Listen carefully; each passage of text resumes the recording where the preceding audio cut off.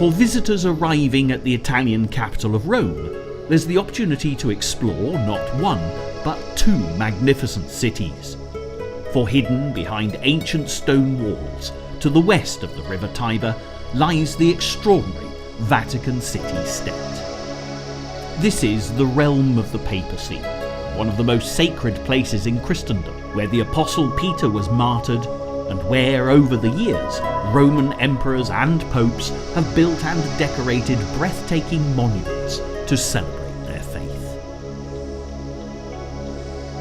The wealth of history within this tiny enclave is boundless, and for those who make the journey here, there are some intriguing sights waiting to be discovered. From the pioneering architecture of the Baroque, to a breathtaking array of frescoes, artwork and sculptures from antiquity and beyond, there's little doubt as to why Vatican City has now been declared a World Heritage Site for its extraordinary cultural importance.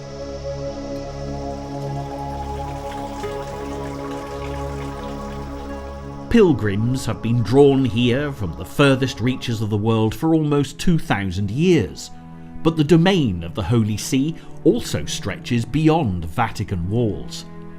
From ancient castles to towering basilicas, there are plenty of other fascinating locations for the intrepid traveller to explore. And with such an array of sights to see, it is now time to begin our tour of this truly unique city.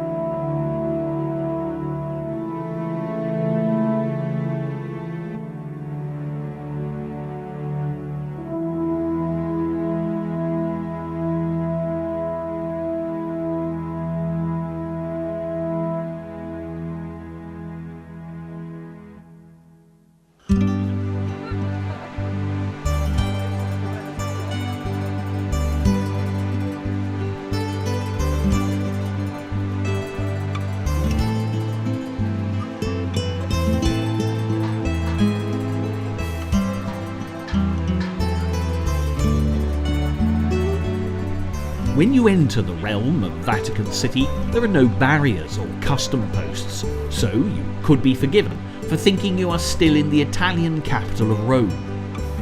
But as you step onto the cobbles of St. Peter's Square, you are in fact entering the smallest independent country in the world. This state is so small that its capital city fills its borders. In fact, with a surface area of less than a square kilometre, you can walk your way around its boundaries in just 40 minutes. Although bursting with ancient history and monuments, the Vatican City State only came into being in the last century, when the Italian dictator Mussolini and Pope Pius XI signed the Lateran Treaty in 1929. This pact ended years of bitter conflict between Italy and the papacy, which had come to a head in 1871, when Italian troops occupied papal territory and proclaimed Rome the capital of the new Kingdom of Italy. During this time, Pope Pius XI's predecessors lived as prisoners within the Vatican, refusing to acknowledge the authority of the new kingdom. In wasn't until the negotiations with Mussolini that the Pope finally recognised the new Italy, and the Italian government accepted the sovereignty of the Vatican State. To celebrate the conciliation, Mussolini, who was keen to shape Rome into a new empire, bulldozed streets and buildings to build a great road through the heart of the city to the magnificent St. Peter's Basilica and Square. The wide and bustling Via della Conciliazione, which brings so many people to this most historic of sites, is today symbolic of the pact between Rome and the Vatican State. Although it detracts from the original plan for the beautiful piazza at its head, which was to be hidden behind the narrow streets of Rome, few would be disappointed when arriving at the forecourt of the majestic St. Peter's Basilica. Two vast semicircular colonnades with rows upon rows of Doric columns enfold the elliptical piazza, and in the words of the architect Gian Lorenzo Bernini, who designed this incredible space, the colonnades embrace visitors with the arms of Mother Church. Bernini conceived and built the square between 1655 and 1667, during the pontificate of Pope Alexander VII. Ever since then, it has certainly been a space where all are welcomed. Catholics and non-Catholics alike have gathered here to listen to papal speeches, celebrate festivities, and simply absorb the extraordinary surroundings. As you soak up the atmosphere, you can see why the spectacular approach to the Basilica has been hailed a Baroque masterpiece. Gaze upwards, and visitors are greeted by the benevolent stares of 140 saints, martyrs, and pilgrims who stand above the 284 columns surrounding the plaza.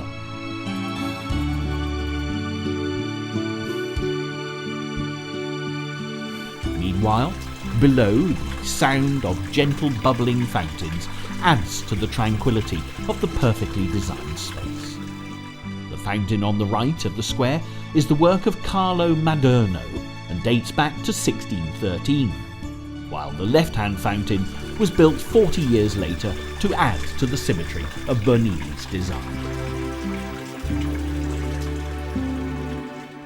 Those who want to really experience the ultimate harmony of the Baroque should seek out the white discs on the ground near the fountains. Stand on these, and all the surrounding columns merge into one, creating a stunning view. And from here, it's difficult not to miss, perhaps, the most important element in St. Peter's Square, which towers above the piazza. This giant obelisk, carved from a single piece of red granite, is over 4,000 years old, and was originally brought to Rome from Egypt in 36 AD. Emperor Caligula used it to adorn a circus he'd built for chariot racing on Vatican Hill. But 1,500 years later, the decision was made to move it.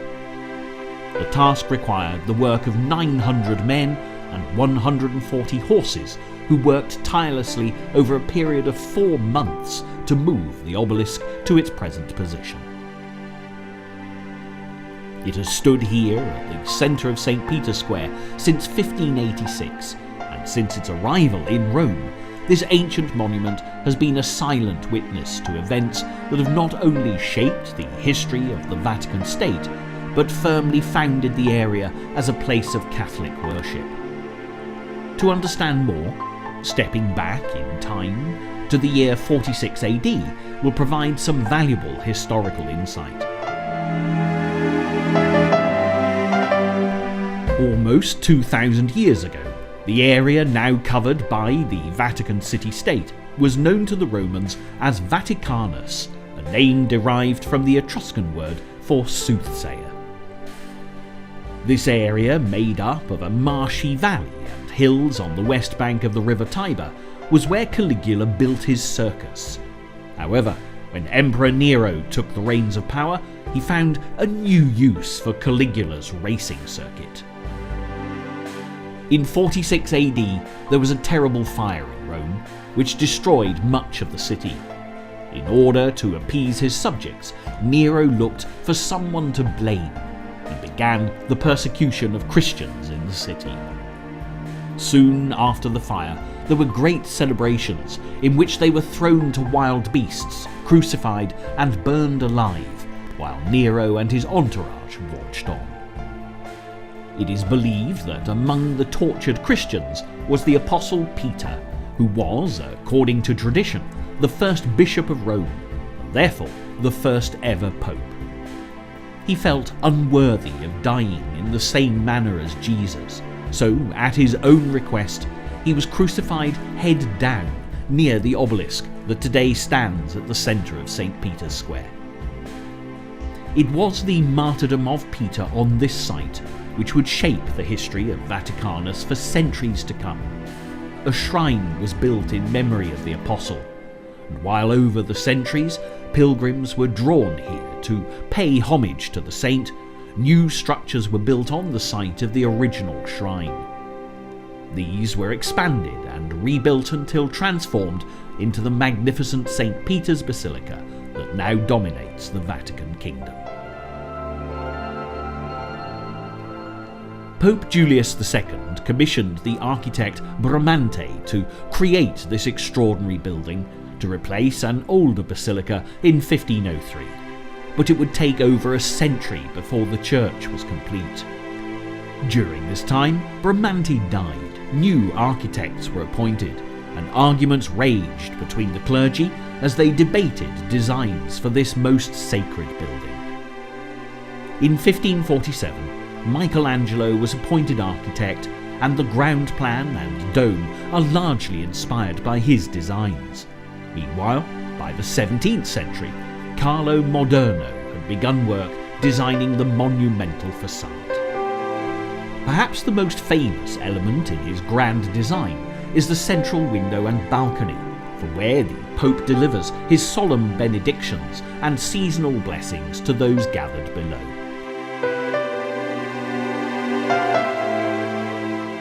By the time it was completed in 1626, this was the largest church in the Christian world, and to really appreciate the size, visitors will need to take a step inside. This vast building is 137 metres high and 218 metres long, with stunning sculptures and artwork bathed in the ethereal light from Michelangelo's cupola. It creates a truly breathtaking sight.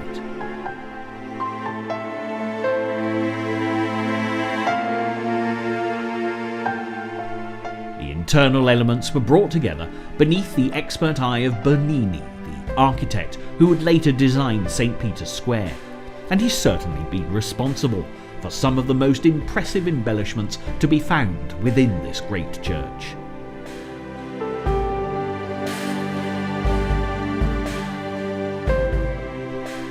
On entering St. Peter's Basilica, the eyes are immediately drawn to the canopy known as the baldacchino, which stands above the high altar. Bernini was commissioned to fashion this structure in 1624, when he was just 26 years old, and it took 9 years and bronze from as far as Venice to complete. Columns are twisted and spiralling, according to traditional depictions of the columns that supported Solomon's temple, and among the foliage bees swarm, the traditional symbol of the Barberini Pope Urban VIII. It provides a fitting crown to the Apostle's grave, which is thought to lie directly below, and when unveiled in 1633, it confirmed Bernini's status as an architect of genius.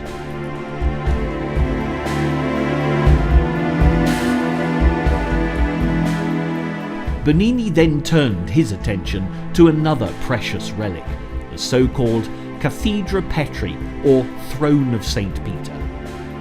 This sacred chair was often claimed to have been used by the Apostle, and Bernini fittingly enshrined it in a large bronze throne held by statues of the 4 doctors of the church. Behind, a blaze of light comes through a window, illuminating the dove of the Holy Spirit, and although evidence now suggests the chair only dates back to the 12th century, long after St. Peter's death, it is nevertheless a glorious sight.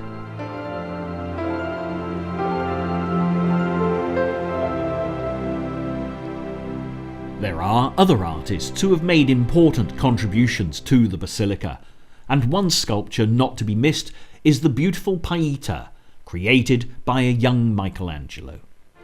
Lovingly carved out in marble, it depicts the grieving Virgin Mary holding her dead son. The moving scene has been hailed a Renaissance masterpiece and is the only sculpture by Michelangelo to carry his signature. This was chiselled on the ribbon crossing the Virgin's shoulder when the artist heard that the public doubted the Pieta was his work.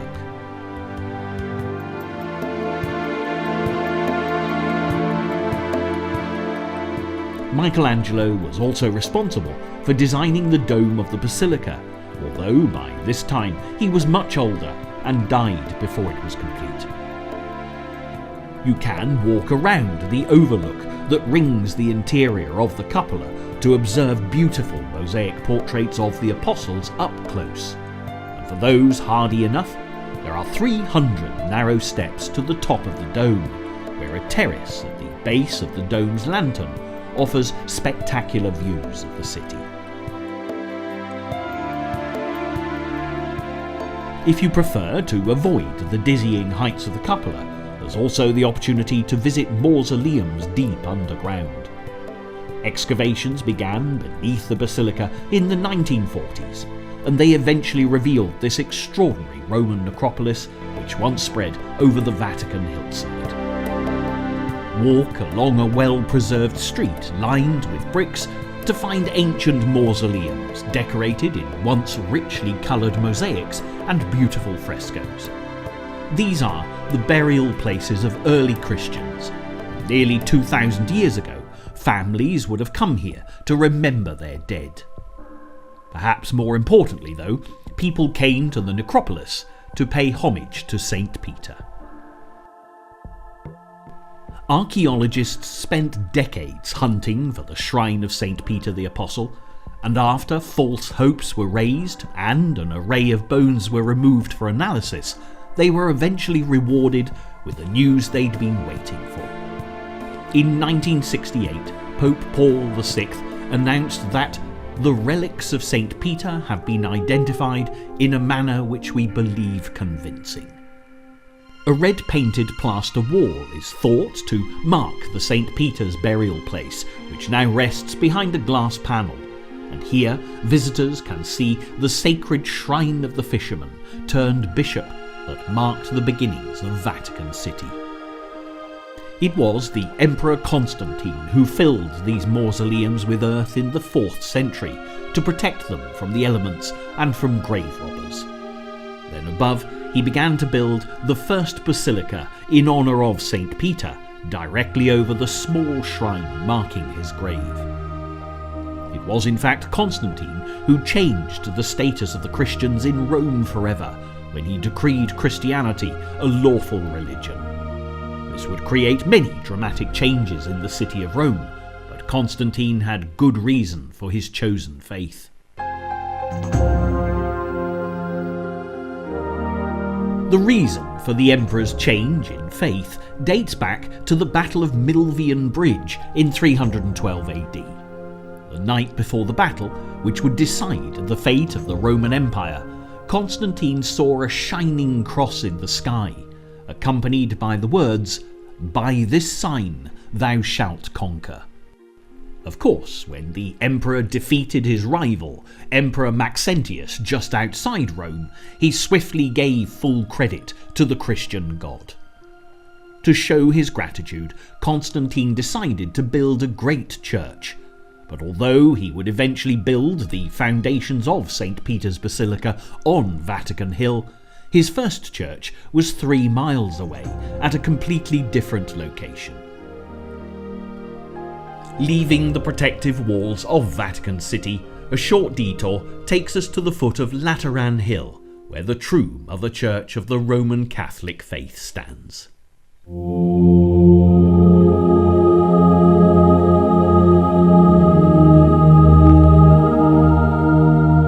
papal archbasilica of San Giovanni in Laterano, or St. John Lateran, was built on the army barracks of Constantine's rival Maxentius.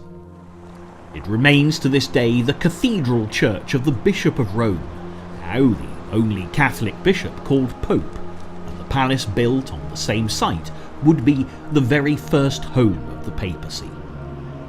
The basilica is best approached from the splendid piazza, which, like St. John Lateran itself, is named after the Laterani family who once owned this land.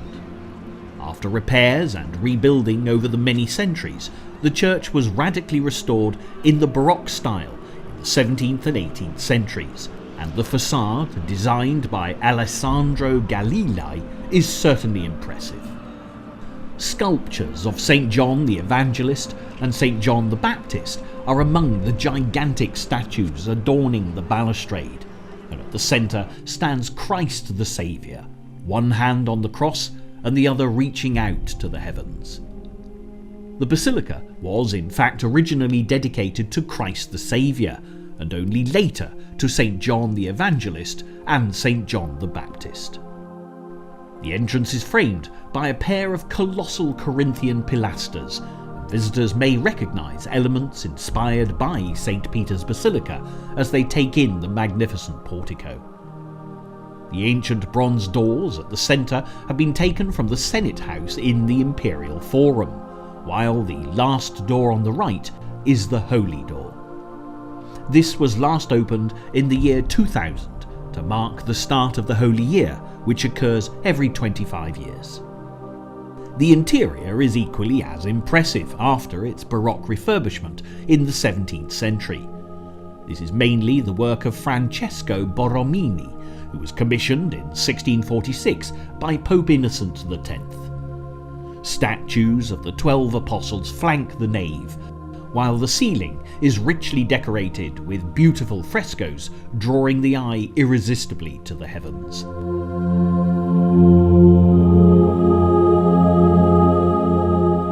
At the heart of the basilica at the papal altar stands a glorious Gothic canopy decorated with mosaics.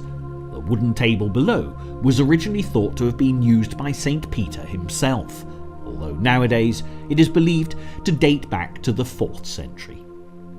Here, in the first Basilica of Rome, no one but the Pope can celebrate Mass, and this is certainly an impressive space for prayers and benedictions. The first Pope to take up residence at St. John Lateran was Pope Sylvester I in 314 AD. At the time, the group of Lateran buildings included a baptistry and a palace as well as the basilica, and Lateran Hill became the official papal residence until the papacy moved to Avignon in France in the 14th century. In 1929, the Lateran Treaty was signed here, ensuring that the magnificent basilica still remained within the sovereignty of the Vatican State, although it lies outside the borders of the protective papal enclave.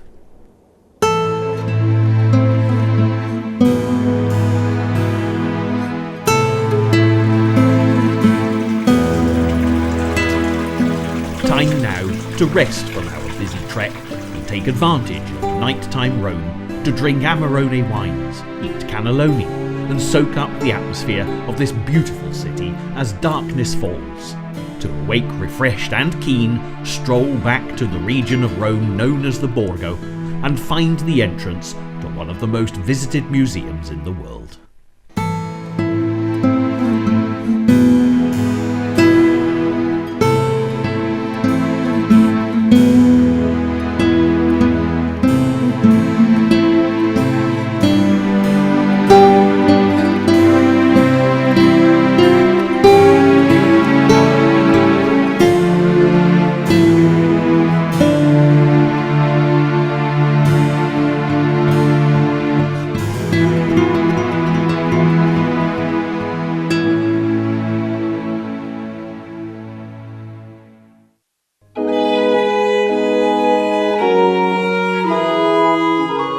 Back in the region of Rome known as the Borgo, you can stroll along the outer walls of the city-state to find the entrance to one of the most visited museums in the world.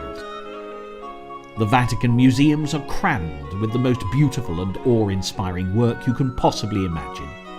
There's something for everyone here, and from elegant squares and Egyptian relics to ancient statues and breathtaking artwork, the experience of wandering through the many rooms and hallways is truly fascinating. With so much to see, it's difficult to know where to start on arriving, but a good point to set off from is probably the Cortile della Pigna. This is an incredible space with a name inspired by the colossal bronze pine cone nestling beneath a vast niche at the far end of the courtyard.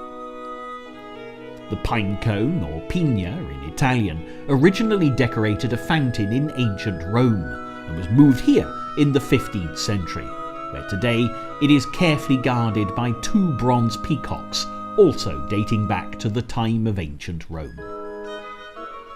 There's also a more modern sculpture here, created by Arnaldo Pomodoro in 1990, named Sphere Within a Sphere, or Sfera con Sfera in Italian.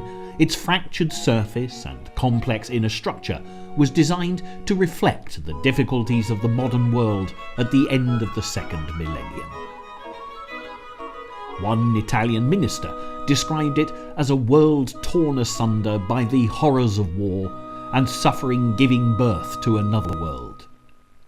The dazzling shape at the centre of the upper courtyard certainly catches the eye, but there's little time to linger with so many museums to explore. The Egyptian Museum and the Etruscan Museum are easily accessible from the Cortile and are filled with some fascinating relics. But a museum that really must be visited if you're limited with time is the Pio Clementino Museum, which has the best of Greek and Roman sculpture held at the Vatican Museums.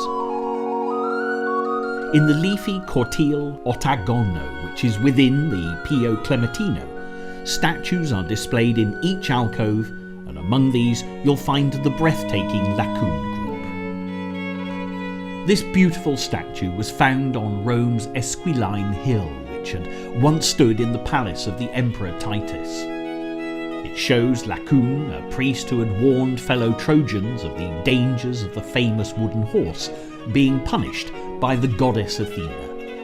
He and his son struggle hopelessly beneath the crushing grip of 2 monster serpents in this monumental sculpture, and it is no wonder that visiting tourists flock here to admire the sight. Another statue in the Pio Clementino Museum that can't be missed is the Apollo Belvedere. This stunning marble sculpture depicts the Greek god Apollo and is thought to date back to 120 AD. It was rediscovered in the 15th century and is thought to epitomise the ideal of aesthetic perfection for the Western world.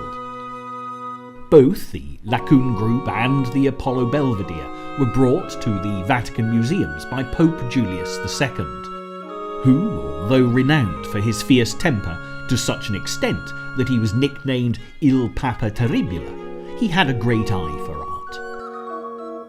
Julius helped beautify and transform the buildings of the Vatican into a work of art, adding to the beautiful frescoes already adorning the buildings. Prior to Julius's reign, the Borgia family had ruled over the Papal States. They were a family hungry for power, and the era of the Borgia had been rife with corruption. Bribery, adultery, incest and murder were all connected with the name. When Julius succeeded Pope Alexander VI, Rodrigo de Borgia, he was determined to rid himself of their memory. Like the popes before them, the Borgia had made their mark on the palaces, and nowhere is this more evident than in the Borgia apartment. Adapted for use by Pope Alexander, the rooms here were decorated by paintings and frescoes in the late 15th century. The Renaissance painter Bernardino di Betto Pinturicchio used medieval iconography to celebrate the supposedly divine origins of the Borgia. But when Julius II came to power, he saw little to admire in the artwork. Julius felt uncomfortable in the richly decorated rooms, which he described as carrying a foul and villainous memory. So he decided to move to a new part of the papal palaces. He took on a brilliant young artist called Raphael Sanzio, who came from the small city of Urbino in central Italy. Commissioned to decorate the new papal suite in 1508, Raphael would not disappoint. These 4 rooms not only outshine the Borgia apartments, as Julius no doubt hoped they would, but the so-called Raphael Rooms are now among the greatest treasures of the Vatican Museums. The frescoes, painted by the artist and his apprentices, are absolutely breathtaking, and those wandering through the rooms will be swept away by the extraordinary images drawn from the Vatican's past. From medieval miracles in the room of Heliodorus to battle scenes in the room of Constantine, many important stories are told on these walls. The first room to be decorated with Raphael's frescoes was the Room of the Signatura, which was where Pope Julius once had his library. Colourful allegories representing humanist ideals cover the walls, and the most popular painting is without doubt the School of Athens, which was also one of the first works to be completed in Pope Julius's new suite. The painting boasts important characters from the realms of art and philosophy, with Plato and Aristotle dominating the scene, and if you look closely, you can even see Raphael himself. Raphael also included another artist in the painting, who was one of the most admired in Vatican City and Raphael's greatest rival. The character, sitting in the foreground, wearing the famous boots, which he almost never removed, is thought to be none other than Michelangelo. It was added after Raphael glimpsed the spectacular frescoes Michelangelo had begun working on in another part of the papal palace. And if we now take our leave of the colourful Raphael Rooms, it's time to visit the extraordinary religious space which brought his rival so much admiration. Ironically, it was the envy of the other papal artists that led to Michelangelo's commission to decorate the chapel of Pope Sixtus IV, better known as the Sistine Chapel. They hoped that the sculptor responsible for the beautiful Pieta would refuse the commission, and in doing so, alienate the Pope. As predicted, Michelangelo protested. "Paint the ceiling? It is not my trade." Julius II was, however, adamant, and the artist finally took to the challenge in 1508, the same year that Raphael was painting the papal suite. While decorating the chapel, Michelangelo had to endure painting in the most uncomfortable conditions imaginable. But as visitors absorb the beautifully decorated ceiling and the amazing images he created, which recount events from the book of Genesis, there can be no question that this was the crowning achievement in his life's work, and indeed one of the greatest masterpieces in Western art.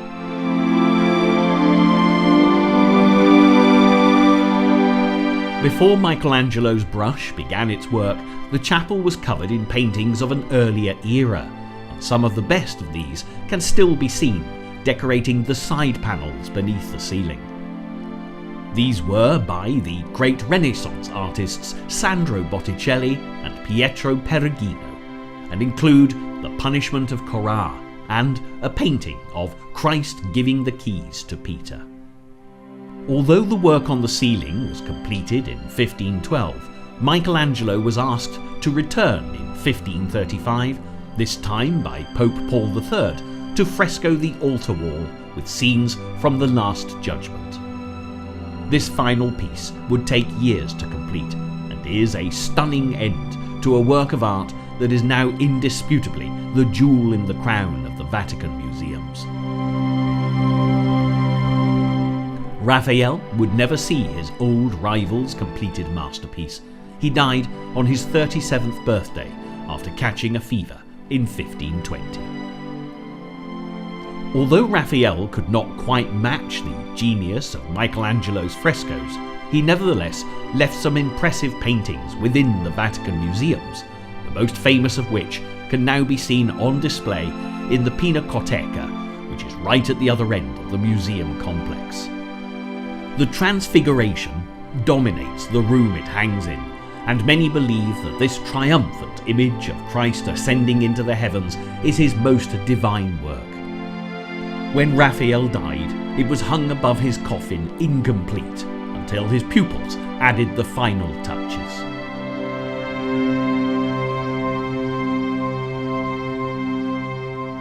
If you have time to visit the other rooms of the Pinacoteca, you can find an impressive array of artwork from Leonardo da Vinci to Caravaggio and much more besides. Nearby, there's a host of displays to explore in the Vatican Library. This was commissioned by Pope Sixtus V in 1587 to house the original library's overflowing collections. Sixtus loved manuscripts, and his collections have now expanded to include more than 2 million books and a total of 150,000 manuscripts. They include some intriguing papers, including a letter written by Mary Queen of Scots before her execution in 1587, and a love letter sent by Henry VIII to Anne Boleyn. You could spend hours in the library alone, and there's still a lot to see in the museums. According to one guidebook, it takes 2 days and 4 miles of walking to really do the Vatican Museums justice. But for those who may already be a little overwhelmed, it is probably time to step outside and take in some of the surroundings of the Vatican City state.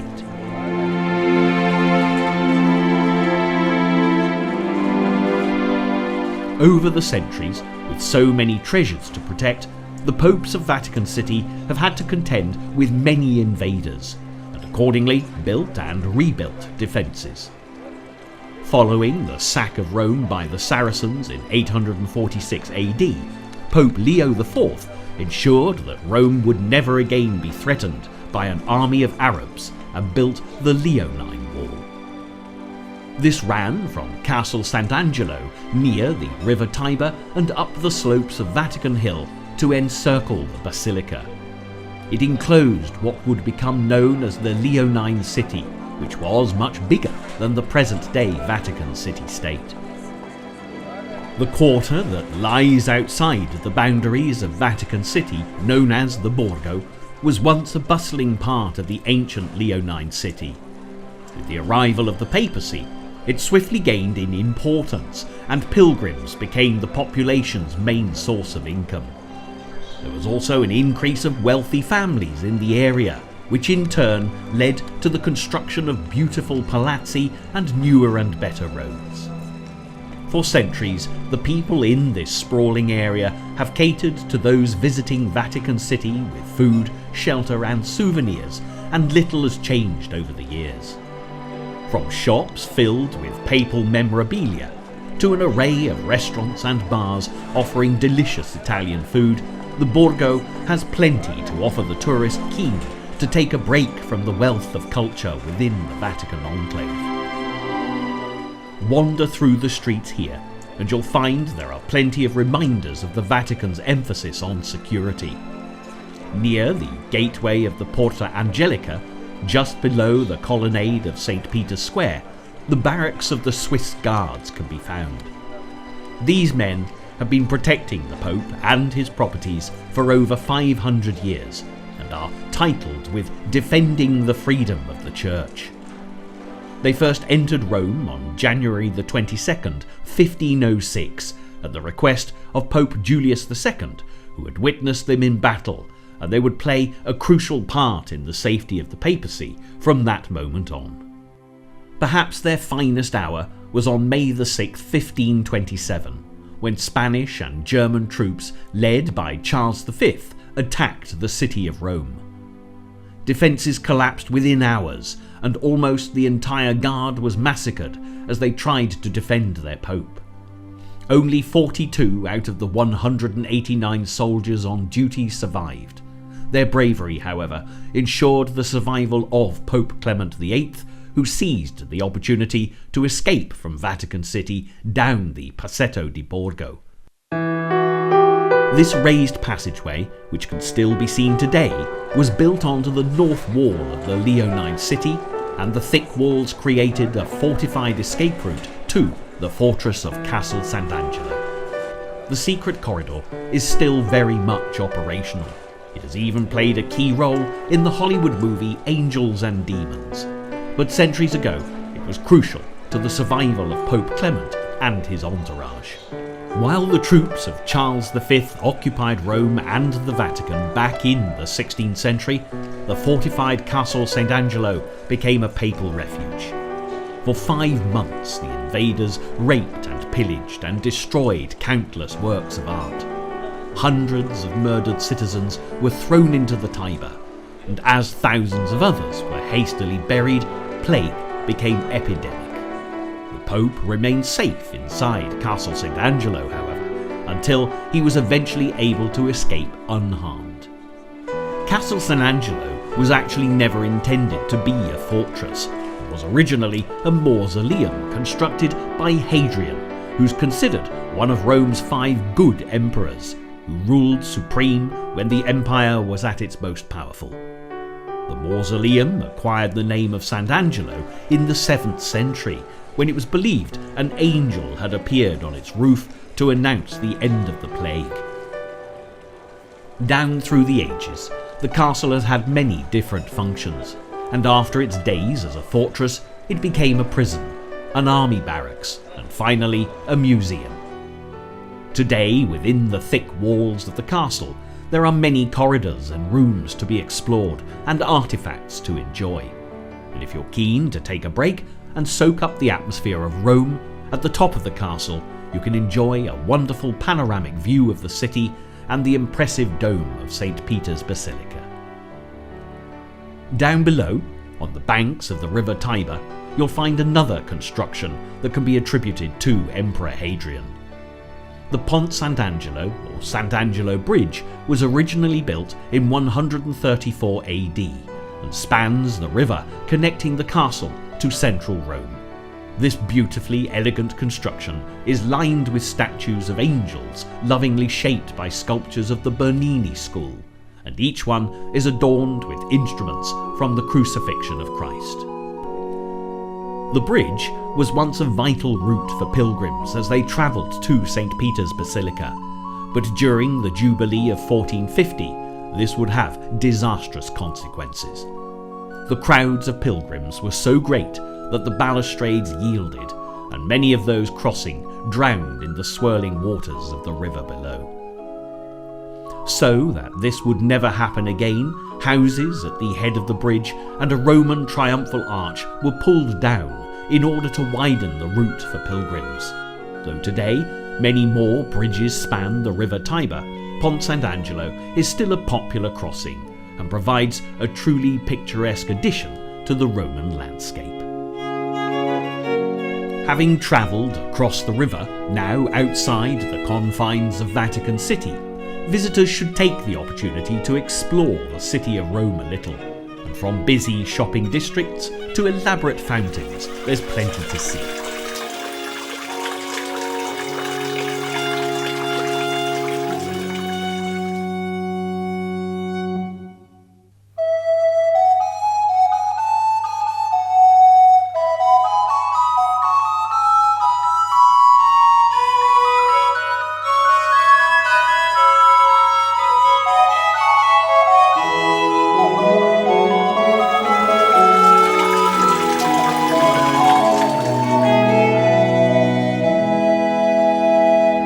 Heading east from the river, some of Rome's most famous monuments can be found.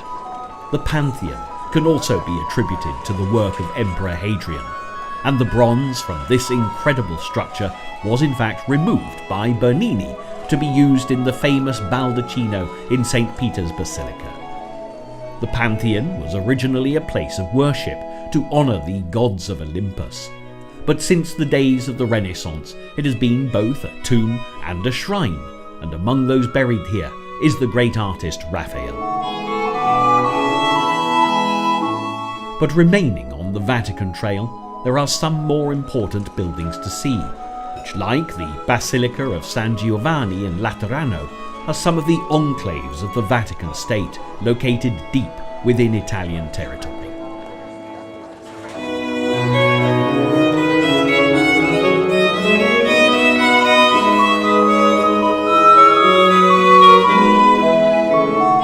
To the east of the city, we find the beautiful Santa Maria Maggiore, or St. Mary Major, which is one of the only 4 Catholic churches that holds the title of Major Basilica, the other 3 being St. Peter, St. John Lateran, and St. Paul outside the walls. According to legend, Pope Liberius founded this magnificent building after a dream, in which the Virgin Mary instructed him to build it wherever snow fell that night.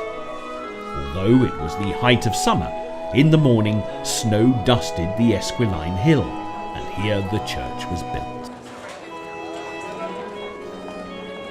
This is one of the first churches dedicated to the Virgin Mary, although it is now thought that Pope Sixtus III actually built most of the present church in the 5th century. Much of the interior and exterior is more recent, dating back to 14th and 18th centuries, and Rome's tallest campanile at 75 metres became a major feature when it was added in 1377.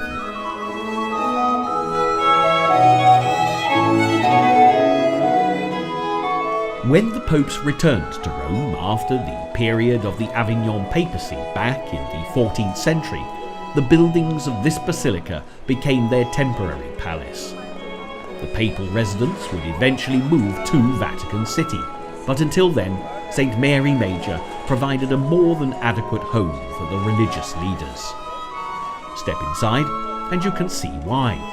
The interior of the immense church is as spectacular as any of the other major basilicas and is dominated by a long nave flanked with 40 ancient columns.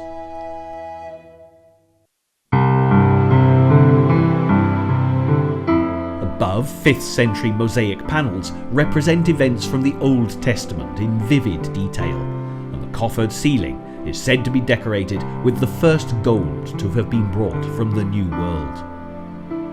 Many important figures from Vatican history have been buried in this church, and as well as the tombs of different popes, visitors can find the burial place of the architect and artist Bernini at the end of the nave on the right.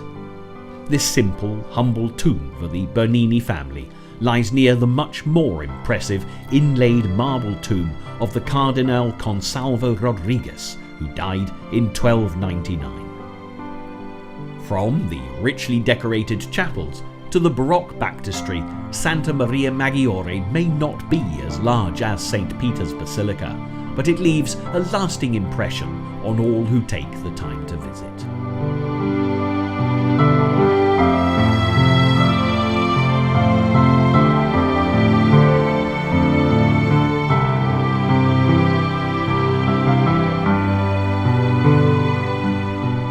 Having seen 3 major basilicas of the Roman Catholic Church, to end our journey through the domain of the Vatican City State, one last major basilica of the papacy remains to be explored. Still on Vatican territory, but 7 kilometres to the south of the city-state, lies the Basilica of St. Paul outside the walls.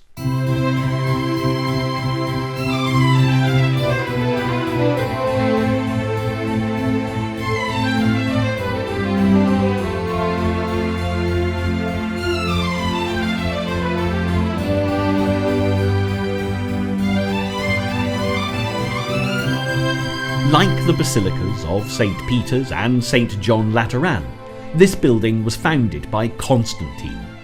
The Christian emperor built this incredible church over the burial place of St. Paul, who was one of the most influential of the early Christian missionaries. Contemporary of St. Peter, he too suffered beneath the rule of Emperor Nero, and it is thought he was beheaded around 65 or 67 AD. Before the new Basilica of St. Peter was consecrated in 1626, this basilica, dedicated to Paul the Apostle, was the biggest in Rome. After being damaged by attacking Saracens in the 9th century, a massive defensive wall was built to protect it against future invasions, and even today this creates an impressive sight. Safely hidden within, there are some magnificent treasures. Highlights include the elegant cloister of the Basilica's monastery, which was erected between 1220 and 1241. They surround peaceful gardens, and as this is the least crowded of all the major basilicas, you can really enjoy the feeling of space and tranquility here. Taking a look at the beautiful mosaics of the apse is another must. Made by Venetian artists, it depicts Christ flanked by the apostles Peter, Paul, Andrew, and Luke. Meanwhile, below the altar lie the remains of St. Paul beneath a marble tombstone deep underground. Tragically, much of the original basilica was destroyed in a fire in 1823, but it was swiftly restored to its former glory, and visitors are rarely disappointed when they come to explore the church, which has now been declared a national monument by the Italian government.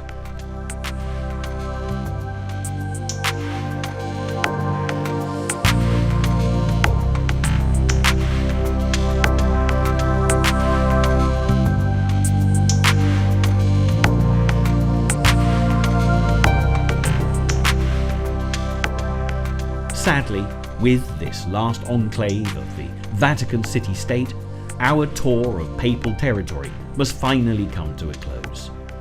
Exploring the sacred locations of the Roman Catholic Church and the treasures of Vatican City will have undoubtedly captivated all those travelling here, and this most spiritual voyage into the histories of martyrs, emperors and popes cannot fail to fascinate anyone who ventures within the confines of the sovereign state.